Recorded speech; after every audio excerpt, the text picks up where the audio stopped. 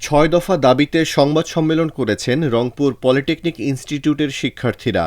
দাবির মধ্যে রয়েছে জুনিয়র ইন্সট্রাক্টর পদে ক্রাফট ইন্সট্রাক্টরদের অবৈধ পদোন্নতির রায় বাতিল, বিতর্কিত নিয়োগ বাতিল ও নিয়োগবিধি সংশোধন। 15 এপ্রিল ইনস্টিটিউটের হলরুমে অনুষ্ঠিত সংবাদ সম্মেলনে সংগঠনের সভাপতি রায়হানুল ইসলাম রায়হান বলেন, কারিগরি শিক্ষা বহির্ভূতদের নিয়োগ বন্ধ করে শূন্য পদে দক্ষ শিক্ষক ও ল্যাব সহকারী নিয়োগ দিতে হবে। কারিগরি ছাত্র আন্দোলন কর্তৃক উত্থাপিত 6 দফা দাবি আমি পেশ করছি। জুনিয়র ইন্সট্রাক্টর পদে ক্রাফট ইন্সট্রাক্টরদের অবৈধ পদোন্নতির রায় হাইকোর্ট কর্তৃক বাতিল করতে হবে। পাশাপাশি ক্রাফট ইন্সট্রাক্টরদের পদবি পরিবর্তন মামলার সাথে সংশ্লিষ্টদের স্থায়ীভাবে চাকরিচ্যুত করতে হবে।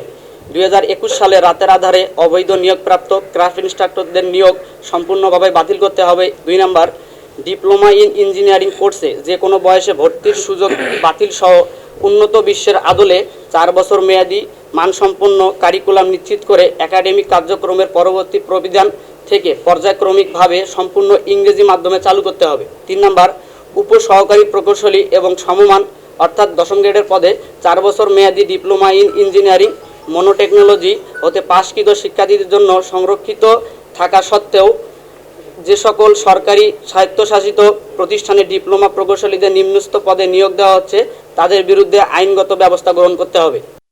জুনিয়র ইন্সট্রাক্টর পদে ক্রাফট ইন্সট্রাক্টরদের অবৈধ পদোন্নতি রায় বাতিল করার পাশাপাশি ক্রাফট ইন্সট্রাক্টর পদবি পরিবর্তন ও মামলার সঙ্গে সংশ্লিষ্টদের স্থায়ীভাবে চাকরিচ্যুত করা, 2021 সালে নিয়োগপ্রাপ্ত ক্রাফট ইন্সট্রাক্টরদের নিয়োগ সম্পূর্ণভাবে বাতিল করার এবং বিতর্কিত নিয়োগবিধি অবিলম্বে সংশোধন করার দাবি জানিয়েছেন শিক্ষার্থীরা।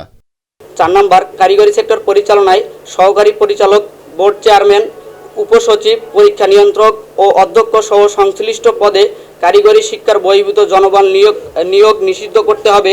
এই পদগুলোতে অনতিবিলম্বে কারিগরি শিক্ষার জনবল নিয়োগ এবং সকল শূন্য পদে দক্ষ শিক্ষক এবং ল্যাব সহকারী নিয়োগ বিজ্ঞপ্তি প্রকাশ করতে হবে। 5 নম্বর, কারিগরি শিক্ষার বৈষম্য এবং দুরবস্থা দূর করার পাশাপাশি দক্ষ জনসম্পদ তৈরিতে কারিগরি এবং উচ্চ শিক্ষা মন্ত্রণালয় নামে স্বতন্ত্র মন্ত্রণালয় প্রতিষ্ঠা করে দ্রুত সময়ের মধ্যে কারিগরি শিক্ষা সংস্কার কমিশন গঠন করতে হবে।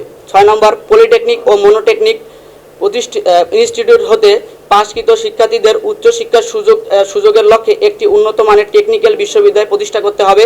পাশাপাশি নির্মাণাধীন যে 4টি ইঞ্জিনিয়ারিং কলেজ নড়াইল, নওগাঁ, খাগড়াছড়ি এবং ঠাকুরগাঁও এই সকল পলিটেকনিক এবং মনোটেকনিক শিক্ষার্থীদের পাশকৃত শিক্ষার্থীদের জন্য অস্থায়ী ক্যাম্পাস এবং ডুয়েটের আওতাভুক্ত একাডেমিক কার্যক্রম পরিচালনার মাধ্যমে আগামী সেশন থেকে 100% সিটে ভর্তির সুযোগ নিশ্চিত করতে হবে।